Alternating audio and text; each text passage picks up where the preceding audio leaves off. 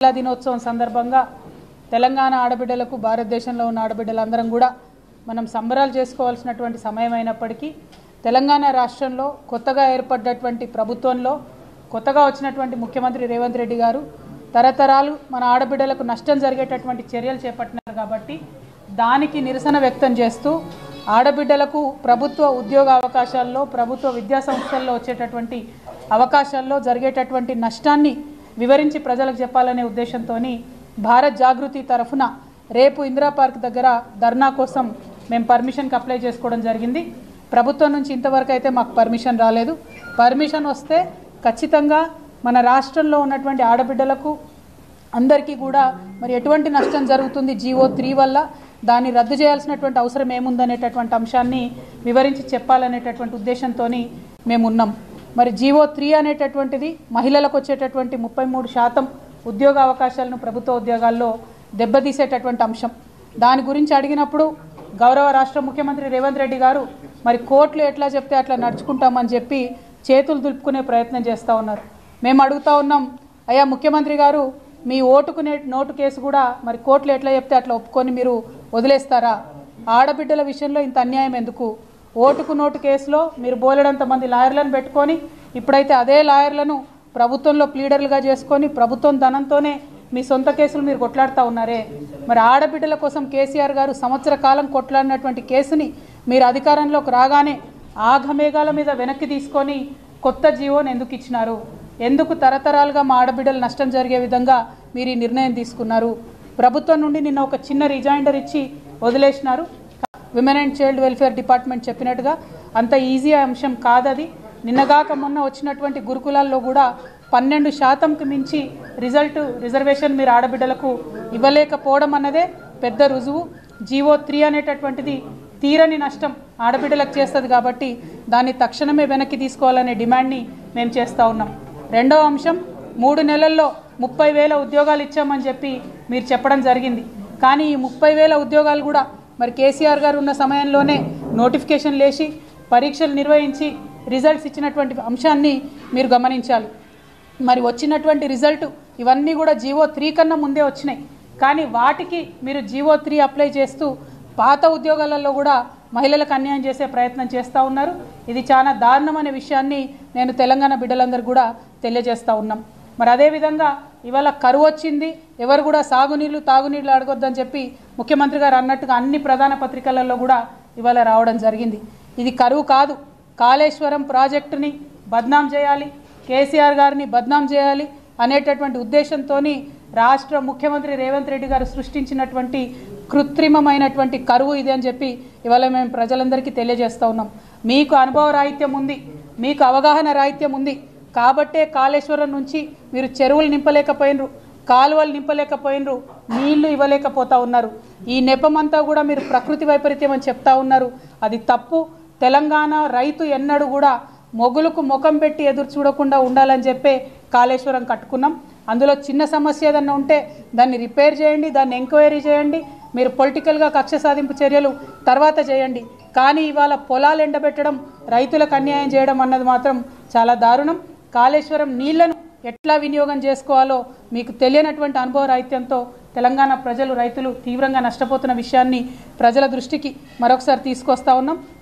అదేవిధంగా ఎంతసేపు పొలిటికల్ అంశాలు తప్పితే ఇంకొక అంశం ముఖ్యమంత్రి గారు మాట్లాడతలేరు.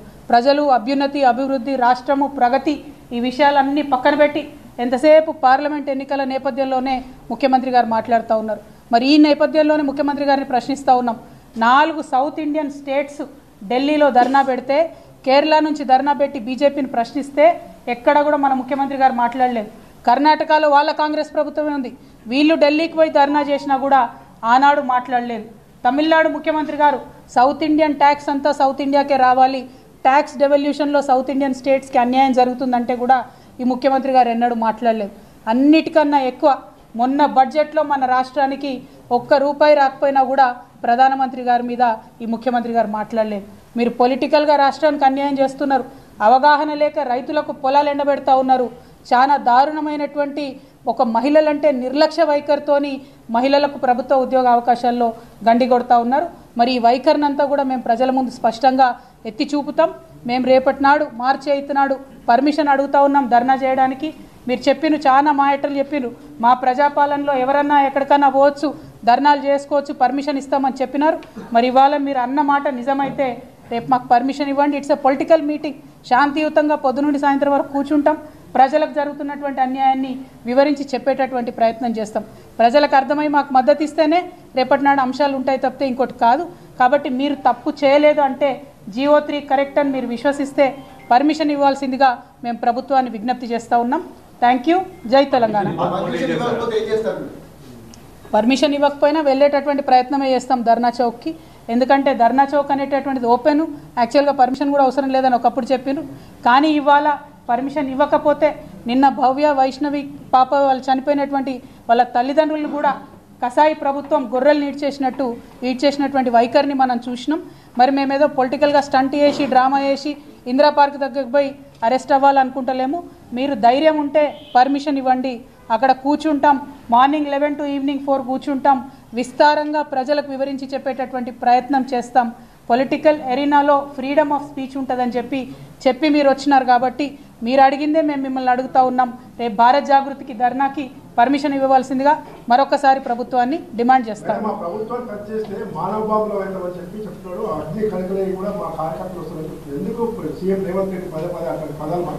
నాడు అంతర్జాతీయ మహిళా దినోత్సవం సందర్భంగా తెలంగాణ ఆడబిడ్డలకు, భారతదేశంలో ఉన్న ఆడబిడ్డలందరం కూడా మనం సంబరాలు చేసుకోవాల్సినటువంటి సమయం అయినప్పటికీ తెలంగాణ రాష్ట్రంలో కొత్తగా ఏర్పడ్డటువంటి ప్రభుత్వంలో కొత్తగా వచ్చినటువంటి ముఖ్యమంత్రి రేవంత్ రెడ్డి గారు తరతరాలు మన ఆడబిడ్డలకు నష్టం జరిగేటటువంటి చర్యలు చేపట్టినారు. కాబట్టి దానికి నిరసన వ్యక్తం చేస్తూ ఆడబిడ్డలకు ప్రభుత్వ ఉద్యోగ అవకాశాల్లో, ప్రభుత్వ విద్యా సంస్థల్లో వచ్చేటటువంటి అవకాశాల్లో జరిగేటటువంటి నష్టాన్ని వివరించి ప్రజలకు చెప్పాలనే ఉద్దేశంతో భారత్ జాగృతి తరఫున రేపు ఇందిరా పార్క్ దగ్గర ధర్నా కోసం మేము పర్మిషన్కి అప్లై చేసుకోవడం జరిగింది.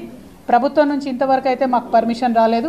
పర్మిషన్ వస్తే ఖచ్చితంగా మన రాష్ట్రంలో ఉన్నటువంటి ఆడబిడ్డలకు అందరికీ కూడా మరి ఎటువంటి నష్టం జరుగుతుంది GO3 వల్ల, దాన్ని రద్దు చేయాల్సినటువంటి అవసరం ఏముందనేటటువంటి అంశాన్ని వివరించి చెప్పాలనేటటువంటి ఉద్దేశంతో మేము ఉన్నాం.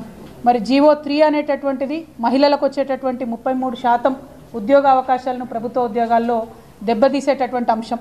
దాని గురించి అడిగినప్పుడు గౌరవ రాష్ట్ర ముఖ్యమంత్రి రేవంత్ రెడ్డి గారు మరి కోర్టులు ఎట్లా చెప్తే అట్లా నడుచుకుంటామని చెప్పి చేతులు దులుపుకునే ప్రయత్నం చేస్తూ ఉన్నారు. మేము అడుగుతూ ఉన్నాం, అయ్యా ముఖ్యమంత్రి గారు, మీ నోటు కేసు కూడా మరి కోర్టులు ఎట్లా చెప్తే అట్లా ఒప్పుకొని మీరు వదిలేస్తారా? ఆడబిడ్డల విషయంలో ఇంత అన్యాయం ఎందుకు? ఓటుకు నోటు కేసులో మీరు బోలెడంత మంది లాయర్లను పెట్టుకొని ఇప్పుడైతే అదే లాయర్లను ప్రభుత్వంలో ప్లీడర్లుగా చేసుకొని ప్రభుత్వం ధనంతోనే మీ సొంత కేసులు మీరు కొట్లాడుతూ ఉన్నారే. మరి ఆడబిడ్డల కోసం కేసీఆర్ గారు సంవత్సర కాలం కొట్లాడినటువంటి కేసుని మీరు అధికారంలోకి రాగానే ఆఘమేఘాల మీద వెనక్కి తీసుకొని కొత్త జీవోని ఎందుకు ఇచ్చినారు? ఎందుకు తరతరాలుగా మా ఆడబిడ్డలు నష్టం జరిగే విధంగా మీరు ఈ నిర్ణయం తీసుకున్నారు? ప్రభుత్వం నుండి నిన్న ఒక చిన్న రిజైండర్ ఇచ్చి వదిలేసినారు. Women and child welfare department చెప్పినట్టుగా అంత ఈజీ అంశం కాదది. నిన్నగాక మొన్న వచ్చినటువంటి గురుకులాల్లో కూడా 12%కి మించి రిజర్వేషన్ మీరు ఆడబిడ్డలకు ఇవ్వలేకపోవడం అన్నదే పెద్ద రుజువు. GO3 అనేటటువంటిది తీరని నష్టం ఆడబిడ్డలకు చేస్తుంది కాబట్టి దాన్ని తక్షణమే వెనక్కి తీసుకోవాలనే డిమాండ్ని మేము చేస్తూ ఉన్నాం. రెండవ అంశం, 3 నెలల్లో 30,000 ఉద్యోగాలు ఇచ్చామని చెప్పి మీరు చెప్పడం జరిగింది. కానీ ఈ 30,000 ఉద్యోగాలు కూడా మరి కేసీఆర్ గారు ఉన్న సమయంలోనే నోటిఫికేషన్ లేచి పరీక్షలు నిర్వహించి రిజల్ట్స్ ఇచ్చినటువంటి అంశాన్ని మీరు గమనించాలి. మరి వచ్చినటువంటి రిజల్ట్ ఇవన్నీ కూడా GO3 కన్నా ముందే వచ్చినాయి. కానీ వాటికి మీరు GO3 అప్లై చేస్తూ పాత ఉద్యోగాలలో కూడా మహిళలకు అన్యాయం చేసే ప్రయత్నం చేస్తూ ఉన్నారు. ఇది చాలా దారుణమనే విషయాన్ని నేను తెలంగాణ బిడ్డలందరూ కూడా తెలియజేస్తూ ఉన్నాం. మరి అదేవిధంగా ఇవాళ కరువు వచ్చింది, ఎవరు కూడా సాగునీళ్ళు తాగునీళ్ళు అడగొద్దని చెప్పి ముఖ్యమంత్రి గారు అన్నట్టుగా అన్ని ప్రధాన పత్రికలలో కూడా ఇవాళ రావడం జరిగింది. ఇది కరువు కాదు, కాళేశ్వరం ప్రాజెక్టుని బద్నాం చేయాలి, కేసీఆర్ గారిని బద్నాం చేయాలి అనేటటువంటి ఉద్దేశంతో రాష్ట్ర ముఖ్యమంత్రి రేవంత్ రెడ్డి గారు సృష్టించినటువంటి కృత్రిమమైనటువంటి కరువు ఇది అని చెప్పి ఇవాళ మేము ప్రజలందరికీ తెలియజేస్తూ ఉన్నాం. మీకు అనుభవ రాహిత్యం ఉంది, మీకు అవగాహన రాహిత్యం ఉంది కాబట్టే కాళేశ్వరం నుంచి మీరు చెరువులు నింపలేకపోయినరు, కాలువలు నింపలేకపోయినరు, నీళ్లు ఇవ్వలేకపోతా ఉన్నారు. ఈ నెపమంతా కూడా మీరు ప్రకృతి వైపరీత్యం అని చెప్తా ఉన్నారు. అది తప్పు. తెలంగాణ రైతు ఎన్నడూ కూడా మొగులకు ముఖం పెట్టి ఎదురు చూడకుండా ఉండాలని చెప్పే కాళేశ్వరం కట్టుకున్నాం. అందులో చిన్న సమస్య ఏదన్నా ఉంటే దాన్ని రిపేర్ చేయండి, దాన్ని ఎంక్వైరీ చేయండి, మీరు పొలిటికల్గా కక్ష సాధింపు చర్యలు తర్వాత చేయండి. కానీ ఇవాళ పొలాలు ఎండబెట్టడం, రైతులకు అన్యాయం చేయడం అన్నది మాత్రం చాలా దారుణం. కాళేశ్వరం నీళ్లను ఎట్లా వినియోగం చేసుకోవాలో మీకు తెలియనటువంటి అనుభవ రాహిత్యంతో తెలంగాణ ప్రజలు, రైతులు తీవ్రంగా నష్టపోతున్న విషయాన్ని ప్రజల దృష్టికి మరొకసారి తీసుకొస్తా ఉన్నాం. అదేవిధంగా ఎంతసేపు పొలిటికల్ అంశాలు తప్పితే ఇంకొక అంశం ముఖ్యమంత్రి గారు మాట్లాడతలేరు. ప్రజలు, అభ్యున్నతి, అభివృద్ధి, రాష్ట్రము, ప్రగతి ఈ విషయాలన్నీ పక్కన పెట్టి ఎంతసేపు పార్లమెంట్ ఎన్నికల నేపథ్యంలోనే ముఖ్యమంత్రి గారు మాట్లాడుతూ ఉన్నారు. మరి ఈ నేపథ్యంలోనే ముఖ్యమంత్రి గారిని ప్రశ్నిస్తూ ఉన్నాం. 4 సౌత్ ఇండియన్ స్టేట్స్ ఢిల్లీలో ధర్నా పెడితే, కేరళ నుంచి ధర్నా పెట్టి బీజేపీని ప్రశ్నిస్తే ఎక్కడ కూడా మన ముఖ్యమంత్రి గారు మాట్లాడలేదు. కర్ణాటకలో వాళ్ళ కాంగ్రెస్ ప్రభుత్వమే ఉంది, వీళ్ళు ఢిల్లీకి పోయి ధర్నా చేసినా కూడా ఆనాడు మాట్లాడలేదు. తమిళనాడు ముఖ్యమంత్రి గారు సౌత్ ఇండియన్ ట్యాక్స్ అంతా సౌత్ ఇండియాకే రావాలి, ట్యాక్స్ డెవల్యూషన్లో సౌత్ ఇండియన్ స్టేట్స్కి అన్యాయం జరుగుతుందంటే కూడా ఈ ముఖ్యమంత్రి గారు ఎన్నడూ మాట్లాడలేదు. అన్నిటికన్నా ఎక్కువ మొన్న బడ్జెట్లో మన రాష్ట్రానికి ₹1 రాకపోయినా కూడా ప్రధానమంత్రి గారి మీద ఈ ముఖ్యమంత్రి గారు మాట్లాడలేదు. మీరు పొలిటికల్గా రాష్ట్రానికి అన్యాయం చేస్తున్నారు, అవగాహన లేక రైతులకు పొలాలు ఎండబెడతా ఉన్నారు. చాలా దారుణమైనటువంటి ఒక మహిళలంటే నిర్లక్ష్య వైఖరితోని మహిళలకు ప్రభుత్వ ఉద్యోగ అవకాశాల్లో గండి కొడతా ఉన్నారు. మరి ఈ వైఖరిని అంతా కూడా మేము ప్రజల ముందు స్పష్టంగా ఎత్తి చూపుతాం. మేము రేపటి నాడు మార్చి 8 నాడు పర్మిషన్ అడుగుతా ఉన్నాం ధర్నా చేయడానికి. మీరు చెప్పిన చాలా మాటలు చెప్పిరు, మా ప్రజాపాలనలో ఎవరన్నా ఎక్కడికన్నా పోవచ్చు, ధర్నాలు చేసుకోవచ్చు, పర్మిషన్ ఇస్తామని చెప్పినారు.